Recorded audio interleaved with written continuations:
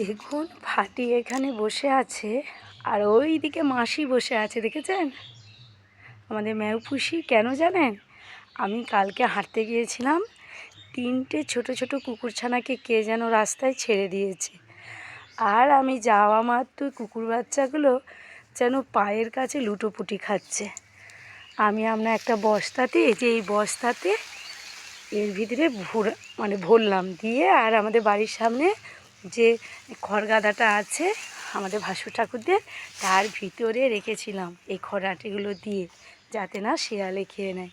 দেখি কটা আছে আমার বাচ্চা, আর কই, এই তো দেখুন 3টে আছে। এই দেখুন কালুয়া, আর একটা খুবই ছোট, আর একটা মাঝারি। দেখুন ওইটা খুবই ছোট, ওইদিকে যেটা যাচ্ছে, আর এটা কালুয়া একটু বড়। ওরা ঠিকমতো খেতে শিখেনি।